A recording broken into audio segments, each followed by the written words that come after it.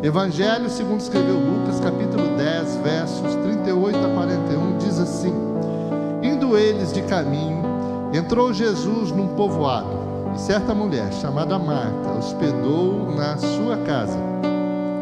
Tinha ela uma irmã, chamada Maria, e esta quedava-se assentada aos pés do Senhor, a ouvir-lhe os ensinamentos. Verso 40. Marta agitava-se de um lado para outro, ocupada em muito serviço. Então se aproximou de Jesus e disse: Senhor, não te importas de que minha irmã tenha deixado que eu fique a servir sozinha? Ordena-lhe, pois, que venha ajudar-me. Respondeu-lhe, Senhor: Marta, Marta, andas inquietas e te preocupas com muitas coisas. Entretanto, pouco é necessário, ou mesmo uma só coisa. Maria, pois, escolheu a boa parte, e essa não lhe será tirada. Eu quero trabalhar o tema: qual é a sua compreensão do Evangelho? Como sempre, eu vou ter uns 5, 6, 7 minutos para que você fique atento ao que eu vou falar. Então nós chamamos isso de introdução. Primeiro, a fase que isso aconteceu. Essa Marta e essa Maria era irmão do Lázaro. Sabe aquele Lázaro que Jesus ressuscitou? Eles moravam em Betânia, 10 quilômetros de Jerusalém. Ah, como você sabe disso? Está tudo na Bíblia. Ninguém me revelou, não. Está escrito, facinho de ler.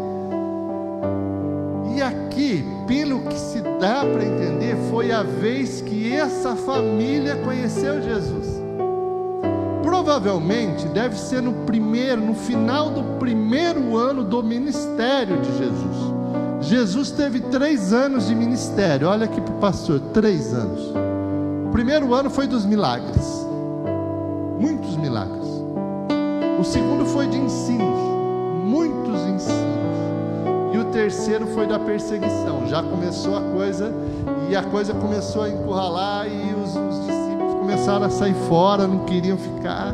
Então 3 anos. Aqui, Léo, nós estamos vivendo uma fase que, pela palavra, eu estou lendo o Evangelho de Lucas, os milagres estavam acontecendo. Jesus estava colocando, nesse mesmo capítulo 10, colocando os apóstolos, os discípulos, para ir de cidade em cidade, pregar, expulsar demônios, curar enfermos. Então estava naquela oba-oba, sabe? Aquela coisa bem. É o primeiro ano, dá para saber que é o primeiro ano aqui. Isso aqui ou era finalzinho do primeiro ano, para o segundo, ou já era o primeiro ano ainda. Isso é importante. Outra coisa, por que eu pus esse tema? Qual a sua compreensão do Evangelho? Vocês já viram essas passeatas que essas pessoas fazem? Elas pegam as suas bandeiras e ficam agitando bandeira, e agita bandeira e para lá, e não estou aqui para falar de política. E tem uns caras que são engraçados, e eles chegam para as pessoas e perguntam: por que você está aqui? O cara está com a camiseta do movimento. Estou aí falando qual movimento, não interessa. Não interessa. Aí o cara falou: eu estou aqui porque me deram 50. Você falou que me dava R$50 uma marmita e um vinho. Então eles dão a camiseta, R$50, uma marmita, e o cara fica com a bandeira daquele candidato, do outro candidato. Mas eles querem, eles entendem. Se perguntar: o que você está fazendo aqui? Alguns, alguém já viu isso no YouTube? É engraçado isso. O que você está querendo fazer? Não sei, me deram 50, eu estou aqui, me deram uma marmita 50 e me deu essa camiseta. Ele não entende. E por que o pastor está falando essa frase aqui? Porque como você compreende o Evangelho, assim será a sua relação com Deus. A sua relação com Deus, ela começa na sua compreensão de Deus, do divino, do sagrado. Essa coisa, e hoje a minha esperança é que essa compreensão se elucide, que escamas caiam dos seus olhos e você amadureça. Então, em 30 minutos, é essa a minha expectativa. Durante a nossa conversa de hoje, o Satanás, o inimigo, ele vai tentar levar nós, ou a tua mente, pântanos das religiões. Sabe aquela coisa de religião? Gente, eu vou falar o que eu mais acho engraçado. Eu, quando me converti, eu tinha uma amiga que eu achava que ela era evangélica. E eu liguei para ela. Aliás, dois amigos. Ô fulana, ela era de Birigui. Ô fulana, eu me converti. Ela falou: em que religião? Aí eu já achei estranho, porque eu achava que tudo religião dos evangélicos era igual, né? Eu pensei assim, muda alguma coisa? Será que muda? Ela falou: não, qual religião? E ela era de uma religião, de uma seita. Aí eu percebi na voz: entendi.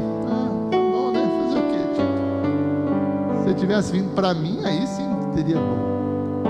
Eu não estava me importando que eu tinha ido para Cristo, eu tinha que ir para a religião dela. Aí pior, eu estava numa draga, gente, eu não tinha carro, eu tinha quem já teve uma Chevy? Chevy é uma picape do Chevette. O Chevette já não aguenta. Imagina fazer uma picape de um Chevette. Isso aqui nunca poderia ter sido feito na vida. Ele não aguenta, ele não tem motor, ela não tem suspensão. O Chevy é um fim do mundo. Aquilo é para deixar o ser humano. Não tinha carro, ela só quebrava. E lá na frente da rodoviária não tem aqueles mototaxistas? E também tinha um amigo meu que era mototaxista lá. Então de vez em quando eu ia lá, né? Falou: fulano,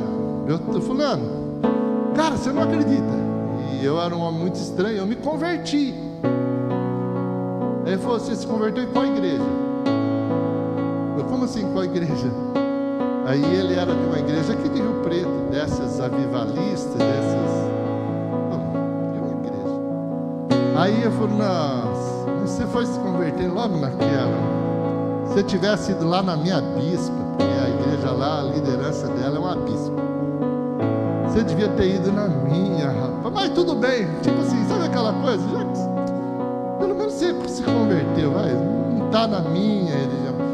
Então assim, a falta de compreensão do que é o evangelho, isso aqui, nossa, é terrível isso. E quantas pessoas não tentam levar? Tem gente que é capaz de dizer a religião dele começou há 10 anos. E elas são capazes de dizer que só nela salva. Quer dizer, quem nasceu há 10 anos para trás está ferrado. Porque só de 10 anos para frente que... Tem gente que nasceu numa religião que nasceu há 100 anos atrás, 120. E ele falou: só depois, só quem faz parte da minha religião. Eu falei: meu Deus do céu, coitado de quem nasceu antes. O que salva é o evangelho, é Jesus, é a palavra, é a graça. É as portas da graça, é a santificação que a graça produz, é o abandonar o pecado. É isso que salva. Eu não preciso mudar de religião, eu preciso mudar de vida. E você é assim também. Então hoje eu quero usar essas duas mulheres como espelho. Dá uma olhada, sabe quando a gente olha para o espelho? Está achando que eu sou Marta? Eu estou achando que eu sou Maria. Só para governo dos dois, as duas foram salvas, tá? Glória a Deus, né, Marta? Marta foi salva. Ô, glória! Mas podia sofrer mesmo, né, Marta? Posso pregar aqui? Então nós temos 30 minutos a partir de agora. Eu quero poder entregar esse texto para você com responsabilidade. Olha por gentileza o verso 40. Verso 40. Marta agitava-se de um lado para o outro, ocupada em muitos serviços. Então se aproximou de Jesus e disse: Senhor, não te importas de que minha irmã tenha deixado que eu fique a servir sozinha? Ordena-lhe, pois, que venha ajudar-me. Então Marta está conhecendo Jesus. Olha só a compreensão do evangelho que Marta tinha. Marta reclamou da irmã? O que vocês acham?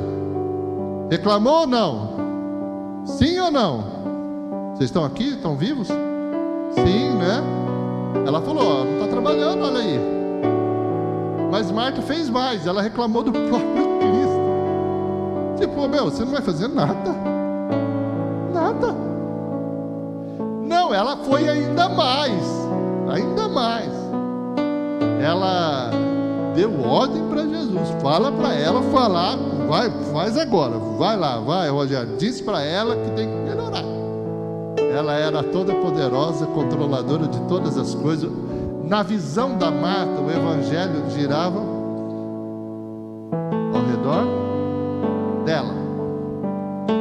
E como que isso se aplica para nós? Para Marta, o evangelho é algo gigante, dá um trabalho monstro,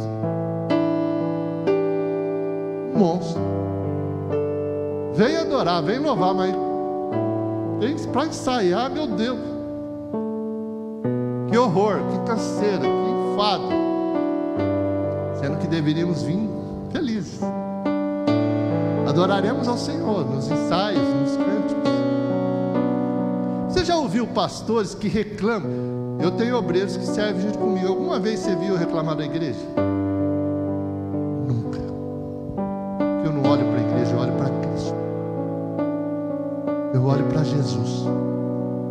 E através desse olhar para Jesus, eu espero que a igreja olhe para mim. Eu fiz seminário, fiquei 5 anos estudando. E eu tinha um professor que ele tinha uma loja de tecidos.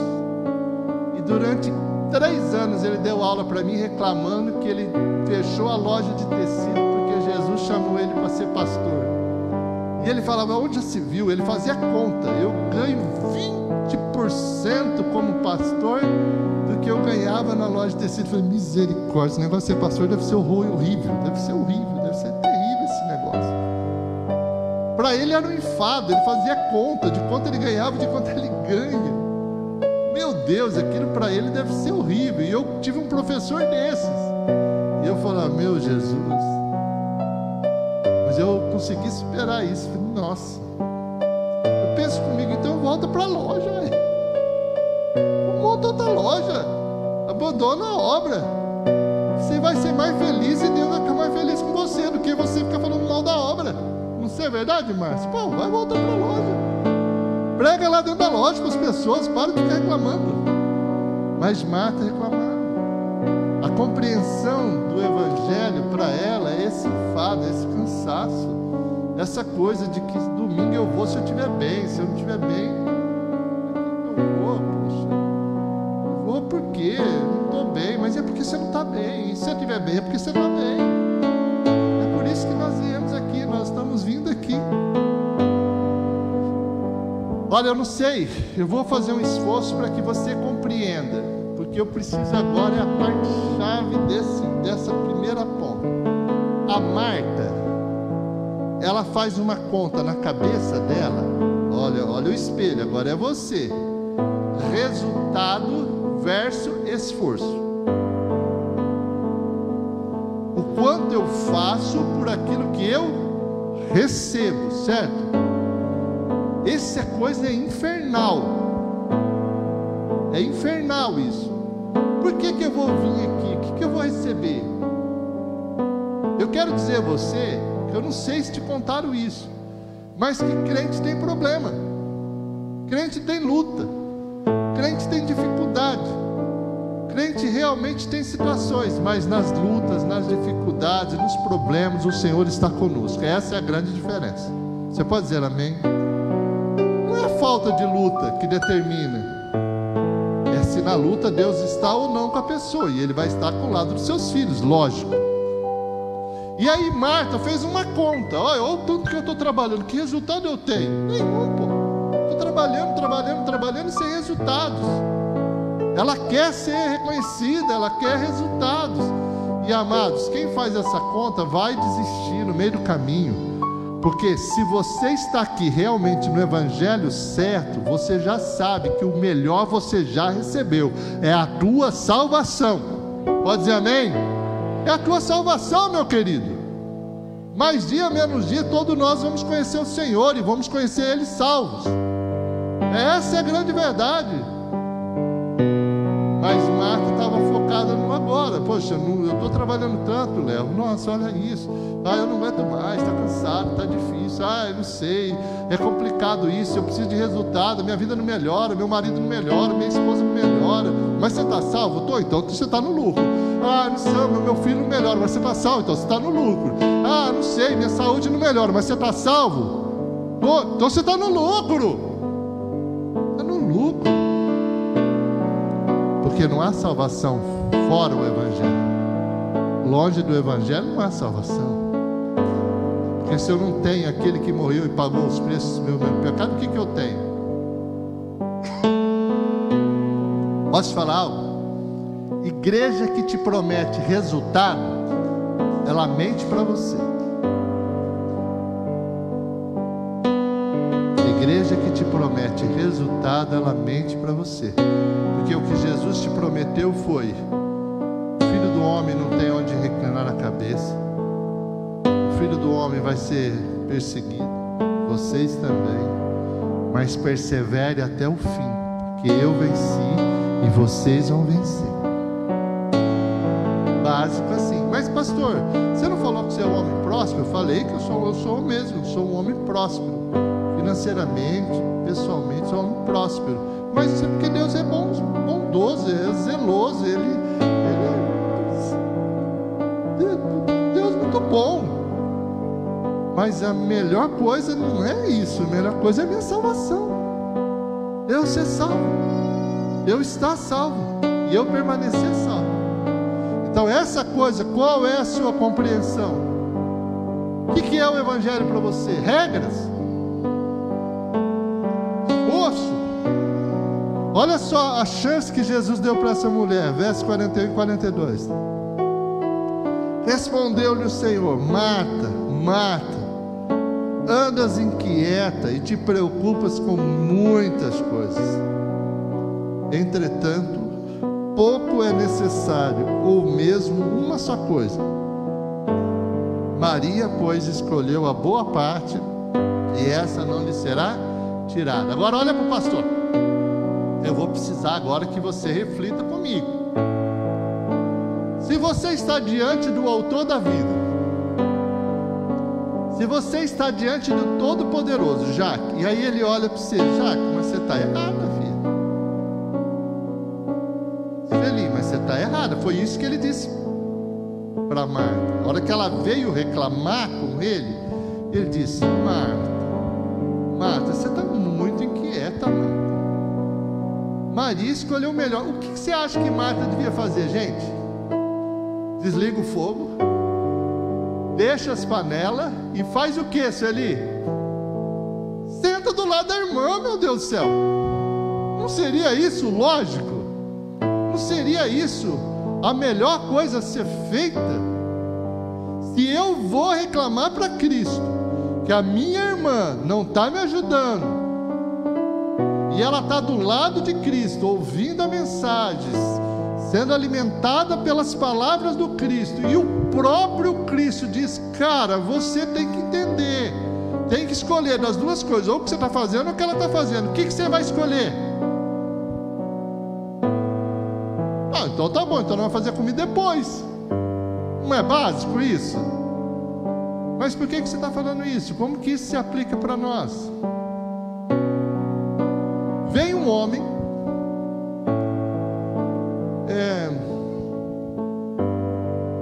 ouviu a voz de Deus e diz para você: sai dessa tua caixinha de achar que evangelho é a igreja de domingo,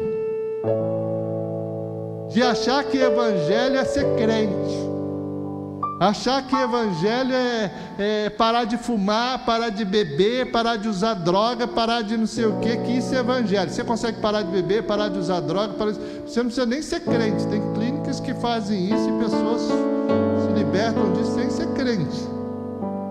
Mas essas clínicas não conseguem te dar a salvação, só Cristo consegue. Essa é a grande diferença.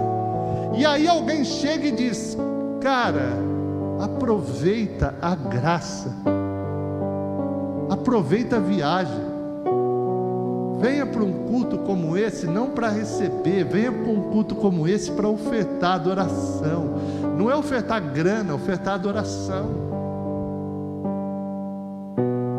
A grana tudo bem, mas Deus mais quer o teu coração, não é teu dinheiro.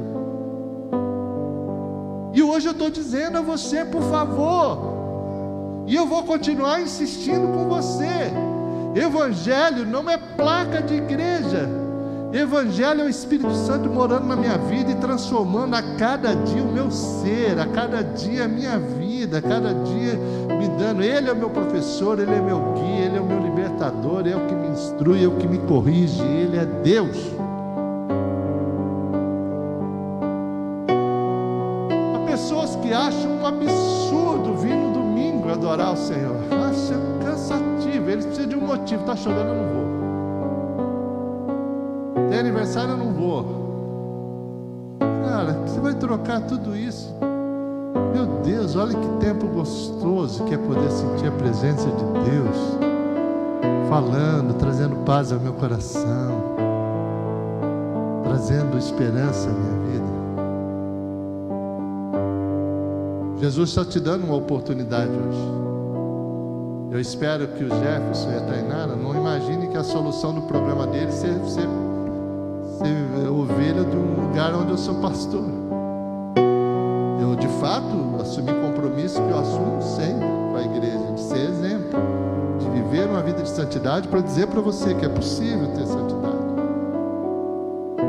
Mas o que vai mudar realmente a nossa vida, agora eu vou entender com Maria. Olha, por favor, agora eu quero olhar o outro lado.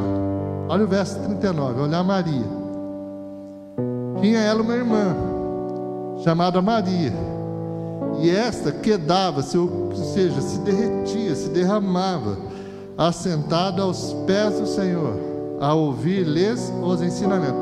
Maria não estava fazendo nada? Quem acha que Maria não estava fazendo nada? Marta achava que Maria não estava fazendo nada, mas Maria estava fazendo sim. Você entende o que eu digo? Olha, Marta, ao olhar ela do lado de Jesus, achou que ela não estava fazendo nada. Mas Maria estava fazendo a melhor coisa: ouvir do Mestre, pegar a direção do Mestre, ouvir a sua voz, ouvir Ele falar ao seu coração. Em 2013 eu tenho um negócio, eu tenho uma indústria.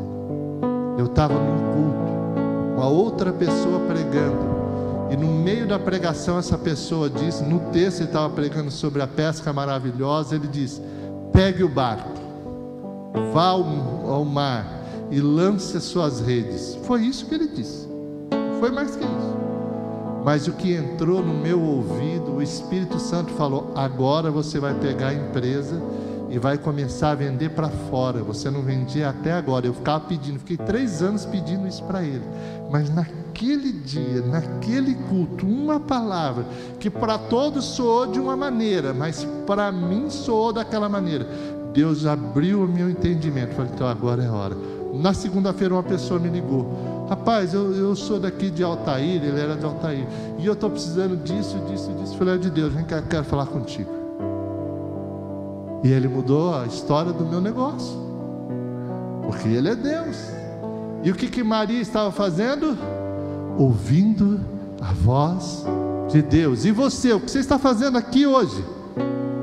Vendo a minha homilética, se eu prego bem, se eu prego direito, se eu prego certo, ou você está ouvindo a voz de Deus? Você que está me assistindo e me ouvindo, o que você está fazendo? Ouvindo a voz de Deus. Outra coisa, a pastora Fran, cadê ela? Está ali. A pastora Fran, ela é bem jovenzinha, né? Tem quantos? 20 e quanto, pastora?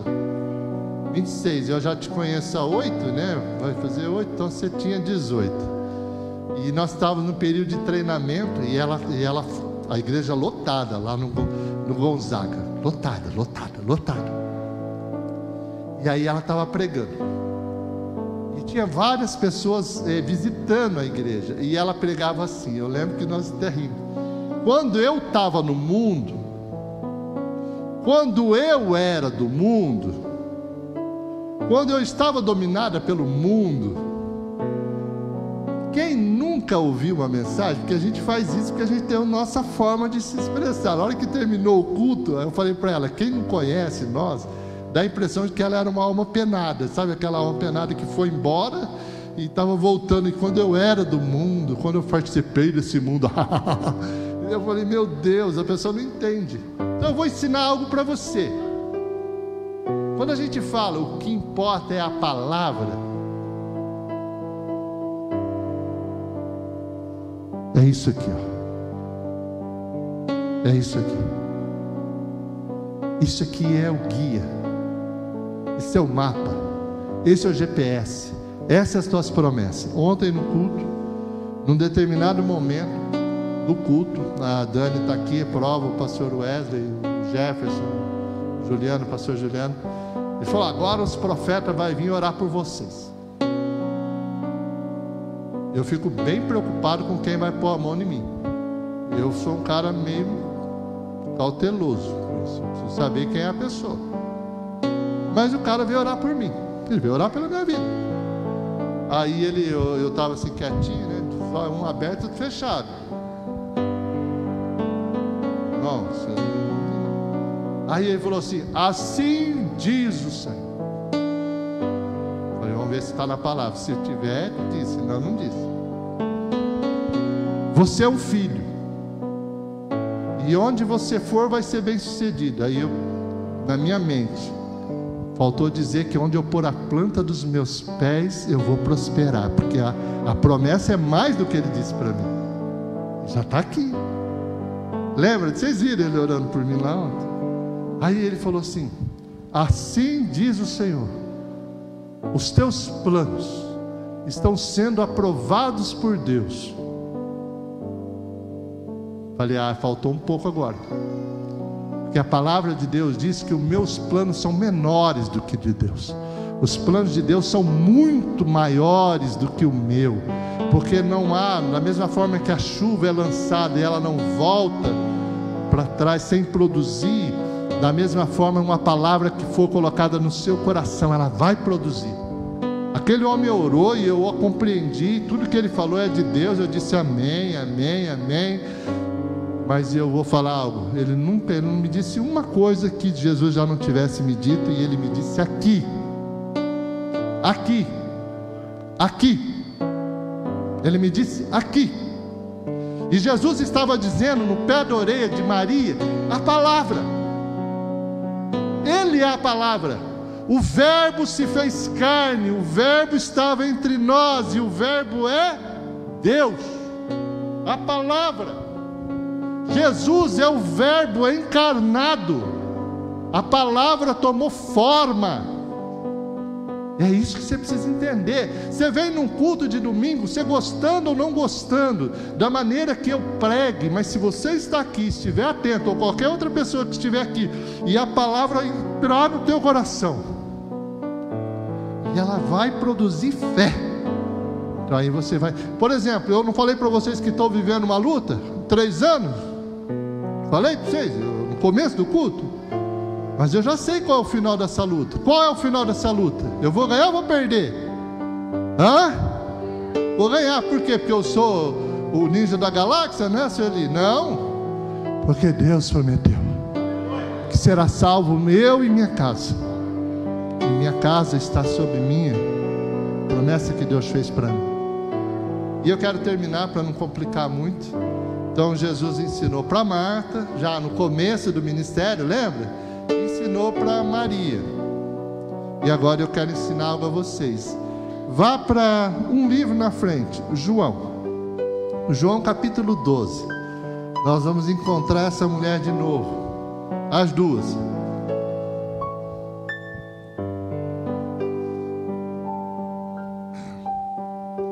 Nós vamos encontrar ela no capítulo 11, mas eu não quero hoje me ater ao capítulo 11 do Evangelho de João. Eu vou encontrar ela no capítulo 12, dos versos de 1 a 3. Posso ler?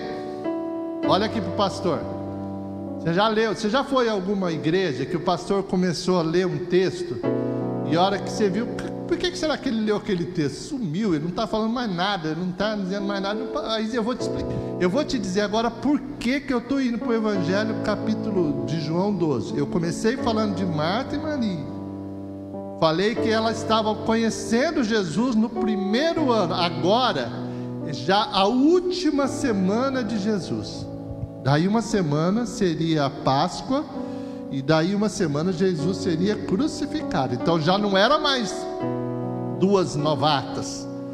Eram mulheres que já tinham percorrido um tempo com Cristo. Olha o capítulo 12, verso 1. 6 dias antes da Páscoa, que é onde Jesus seria crucificado, foi Jesus para Betânia, onde estava Lázaro, a quem ele ressuscitara dentre os mortos. Deram-lhe, pois, ali uma ceia. Marta, o que Marta fazia?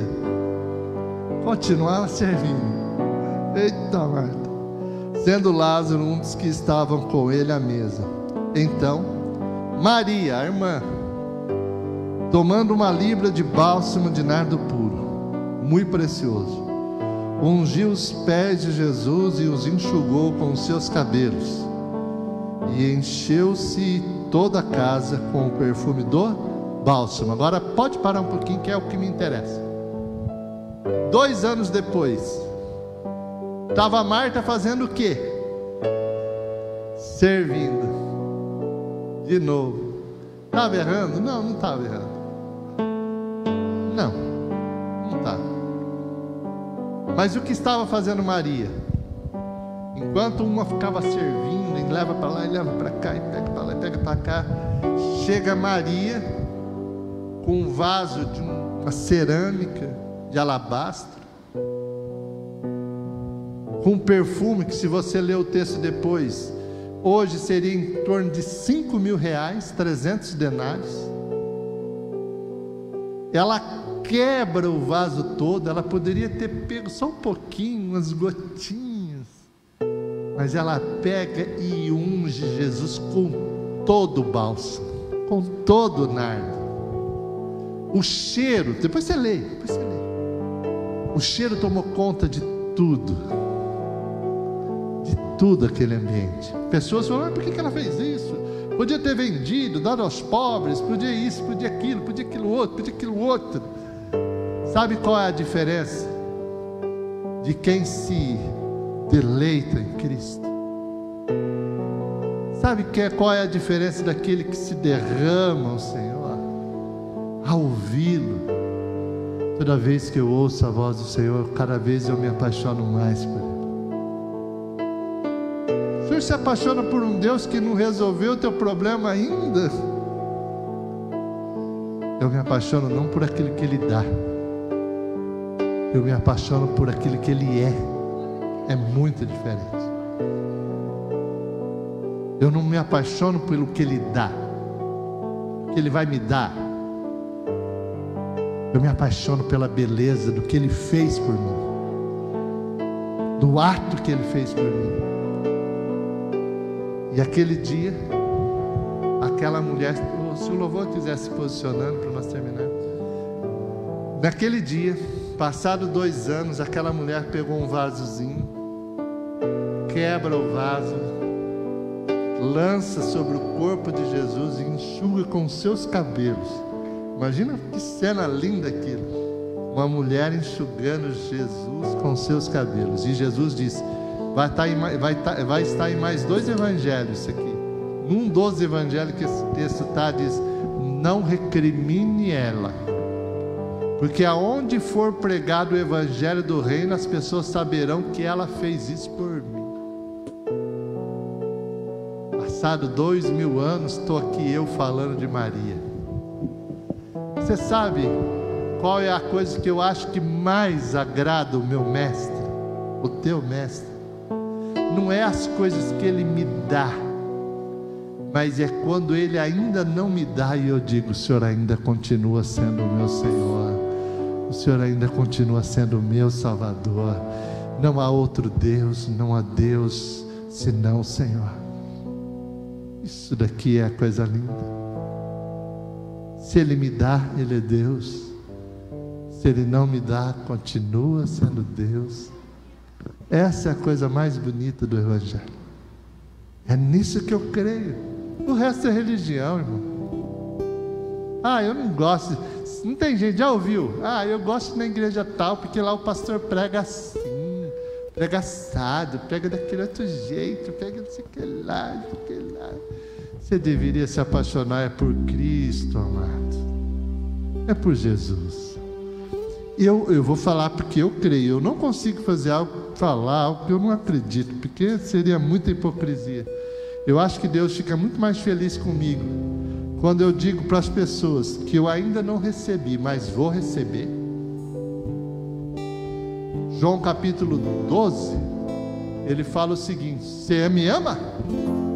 Então obedeça e cumpra a minha palavra. Você quer saber a maior prova de amor que você pode dar para Jesus? É quando tudo diz que não, quando as coisas não estão bem. Uma voz encoraja você a prosseguir, e eu continuo a prosseguir, eu continuo a prosseguir, eu continuo a prosseguir. Vai chegar um dia que essa luta que eu estou tendo, eu vou ter a vitória, e vai ter outras. Duvida disso? Ele não me prometeu o céu aqui, o céu me espera. Mas aqui vai ter essas lutas, e eu vou vencendo, de luta em luta, de glória em glória, até chegar o dia da nossa ascensão ao céu. Queria que você, onde estivesse,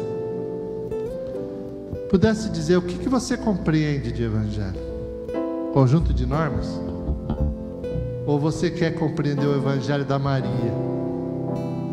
Fala para mim, Senhor. Eu imagino Maria. Jesus, como que faz isso? Como que faz isso? Eu imagino Maria chegando naquele ambiente, depois de 2 anos, tomando uma decisão que para ela foi muito custosa. Normalmente as mulheres faziam isso no dia das núpcias, né? Essa aqui era guardado para as núpcias. E ela falou: que núpcia nada. E Jesus chega a dizer: ela está preparando, porque daqui uma semana vocês já não vão me ter mais. E ela já está me preparando para aquilo que eu hei de enfrentar. Que esse domingo seja um divisor de água na tua vida. Você pare de falar de religião. Você pare de falar que você é evangélico. Começa a dizer que você é crente, que você é filho, que você é evangélico. Mas acima de tudo você tem que dizer: o Senhor é o meu Deus, o Senhor é o meu Senhor. Com todos os meus defeitos, com todas as minhas falhas, Ele continua sendo o meu Senhor. Aí alguns, mas assim, tem uns que sempre tem aqueles assim bem justão, né? Bem justão. Sabe o que é o justão? É aquele que quer ser melhor que Deus. Não sei. Eu quero dizer que Jesus disse que Ele veio para os doentes, veio para aqueles que precisam, porque os sãos não precisam de médico. Mas quem aqui é são? Quem aqui não precisa de Deus? Quanto mais eu dizer: Senhor, muda minha vida, transforma minha vida, mais Ele vai fazer isso em mim e vai fazer isso em nós.